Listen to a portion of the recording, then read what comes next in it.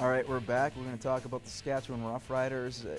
I was afraid going in, considering they were 3-0, much like last year, that there would be this, not so much arrogance, because that wasn't the case, but just the mistakes would creep in and they would lose to Hamilton, which is, pretty decent offensively, but terrible defensively. That wasn't the case. It was quite the opposite. You had a defense that from 0 to 60 did not let up.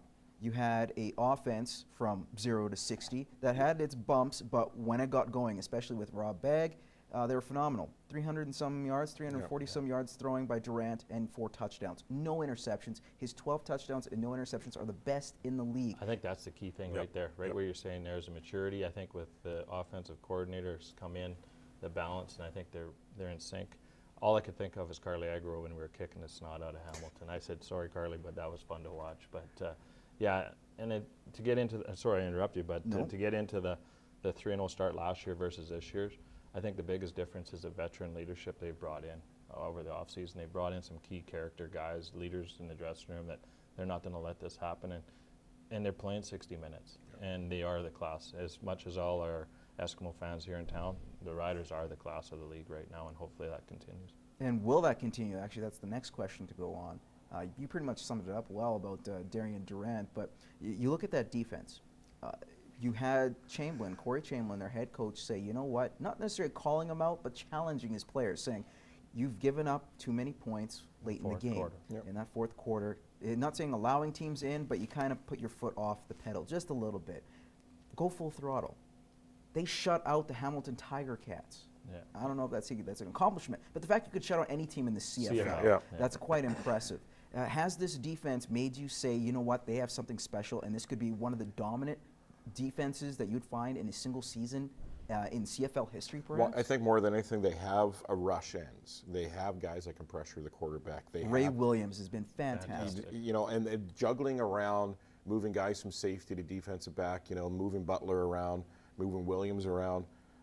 And then Foley has been pretty solid too, and then Johnny Chick is just a motor that doesn't stop. Even though he doesn't have the sacks, the fact that he creates pressuring. that rush. Yeah, exactly. And that's what leads the comment during the game was, they thought it was the first game of the series rather than, the fourth quarter with a 30-some point lead. He was still hammering down on the quarterback. And your offense, that's a pretty strong balance. Sheets with this greatest start ever, and then the receiving core is all healthy, and Durant's playing smart football, so that's a good combination. I think the only thing on offense we're kind of waiting for something to happen is Jock Sanders. He's been good at specialty teams offensively. He's had his moments, but we haven't seen that 1-2 punch like we did the previous season. Well, we'll see what happens there. But you know what? Let's move on to the Montreal Alouettes. Now, this is a team that going into the season, you would think perhaps they would be the top of the East Division. That clearly hasn't been the case, albeit they're 1-3. They're still only one game behind the 2-2 Toronto Argonauts, who are at first. The East is weak, let's be honest. But surprisingly, they are at 1-3. It seems like there's a disarray between the head coach and Anthony Calvillo. But is it more so that, especially the game against Calgary when they were up, 24-0, ended up losing that game? Now, as demoralizing as that loss is, are we seeing the beginning of the end for the Montreal Alouettes in terms of their golden generation, their golden era? I just hope the head coach didn't unpack, because you know what? Hopefully the U-Haul van's still in the driveway, because I can't see him lasting. I'll be surprised if he's around by the end of August. It's a changing of the guards, and Trestman's gone, new coach in, Calvillo is getting long in the tooth. There's other players. There's been some departures. I think it's good for the CFL. They have been the dominant force in the East and a heck of a franchise. So you don't want to see them suffer, but at the same time, it's nice to see some other teams step up as long as they're competitive. And I think the West is quite a bit more competitive. Well, the West has always been strong. And but like I said, not a lot of Montreal's discipline in only Montreal 1-3, and they're not out of the first place just yet. They're 2-2 behind the Toronto Argonauts. Speaking of which, we'll get to that because Ricky Ray had a great performance passing Danny McManus on the all-time passing list. However, he got hurt in the process in the game where he hurt his left knee. You could hear him mouthing that it popped when he was talking to the trainers on the sideline. If he's out for a lengthy period of time, they haven't given a timetable yet. They've been very cognizant, the Argos have been, in terms of saying, he's out for this amount. But can we see them in serious jeopardy if Ricky Ray is not behind center either next week or the next few weeks? Well, if you look at every team in the CFL, maybe except for Calgary, nobody really has a solid backup quarterback. If Saskatchewan lost Durant, Drew Willie. are you killing me? You know, and then BC, they lose. You know, I think Toronto is in big trouble if they lose Ricky for any length of time. Maybe Toronto could look at trading somebody out of Edmonton to bring in. No, Edmonton doesn't have a quarterback, so. They have Mike Riley. Yeah. I think he's decent. Got to get my shots in at the Eskimos while we can. Yeah. Hey, well, you can't. You know what? Who's been taking great shots over the last few weeks, and that's Phil Mickelson.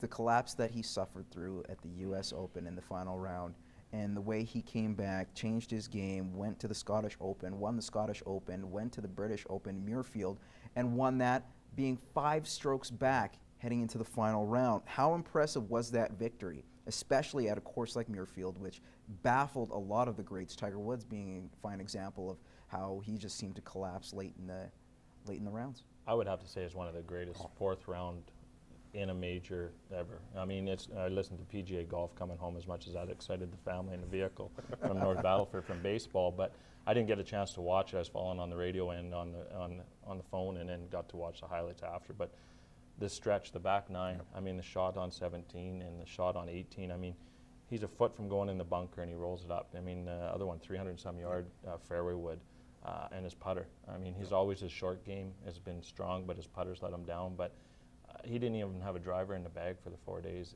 and come back.